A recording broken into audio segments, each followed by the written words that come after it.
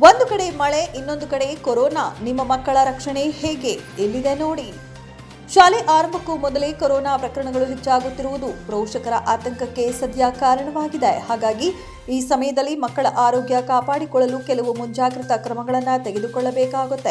ಹಾಗಾದರೆ ಈ ಸಮಯದಲ್ಲಿ ಮಕ್ಕಳಿಗೆ ಯಾವ ರೀತಿಯ ಆರೋಗ್ಯಕರ ಅಭ್ಯಾಸಗಳನ್ನು ರೂಢಿಸಬೇಕು, ಅವರ ಆಹಾರ ಕ್ರಮ ಹೇಗಿರಬೇಕು, ಶಾಲೆಗೆ ಹೋಗುವ ಮಕ್ಕಳನ್ನ ಸೋಂಕುಗಳಿಂದ ಹೇಗೆ ರಕ್ಷಿಸಬೇಕು, ಪದೇ ಪದೇ ಕಾಡುವ ಜ್ವರ, ಶೀತ, ಕೆಮ್ಮು ಬರದಂತೆ ಮಕ್ಕಳನ್ನ ಕಾಪಾಡಿಕೊಳ್ಳಲು ಏನ್ ಮಾಡಬೇಕು ಎಂಬುದನ್ನು ತಿಳಿದುಕೊಳ್ಳಿ. ಇನ್ನೇನು ಶಾಲಾ ಕಾಲೇಜು ಆರಂಭವಾಗುವ ದಿನ ಹತ್ತಿರ ಬರುತ್ತಿದೆ ಎನ್ನುವಾಗ ಕೊರೋನಾ ವೈರಸ್ ಪ್ರಕರಣಗಳು ಹೆಚ್ಚುತ್ತಿರುವುದು ಎಲ್ಲರಿಗೂ ಭಯ ಹುಟ್ಟಿಸಿದೆ. ಈ ಸಮಯದಲ್ಲಿ ಮಕ್ಕಳ ಆರೋಗ್ಯ ಕಾಪಾಡಿಕೊಳ್ಳುವುದು ಹೇಗೆ ಎಂಬುದೇ ಪೋಷಕರಿಗೆ ತಲೆನೋವಾಗಿದೆ. ಕೊರೋನಾಗೆ ಹೆದರಿ ಮಕ್ಕಳನ್ನ ಶಾಲೆಗೆ ಕಳುಹಿಸದೇ ಇರುವುದಕ್ಕೆ ಸಾಧ್ಯವಿಲ್ಲ.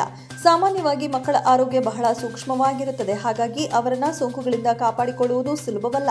ಆದರೆ ಕೆಲವು ಆರೋಗ್ಯಕರ ಅಭ್ಯಾಸಗಳನ್ನ ಮಕ್ಕಳಲ್ಲಿ ರೂಢಿಸಿದ್ರೆ ಇದು ಅಸಾಧ್ಯವೂ ಅಲ್ಲ. ಹಾಗಾದ್ರೆ ಮಕ್ಕಳಿಗೆ ಯಾವ ರೀತಿಯ ಅಭ್ಯಾಸಗಳನ್ನ ರೂಢಿಸಿಕೊಳ್ಳಬೇಕು, ಅವರ ಆಹಾರ ಕ್ರಮ ಹೇಗಿರಬೇಕು, ಶಾಲೆಗೆ ಹೋಗುವ ಮಕ್ಕಳನ್ನ ಈ ರೀತಿ ಸೋಂಕುಗಳಿಂದ ಹೇಗೆ ರಕ್ಷಿಸಬೇಕು, ಪದೇ ಪದೇ ಕಾಡುವ ಜ್ವರ, ಶೀತ, ಕೆಮ್ಮು ಬರದಂತೆ ಮಕ್ಕಳನ್ನ ಕಾಪಾಡಿಕೊಳ್ಳಲು ಏನ್ ಮಾಡಬೇಕು ಎಂಬುದನ್ನು ತಿಳಿದುಕೊಳ್ಳಿ.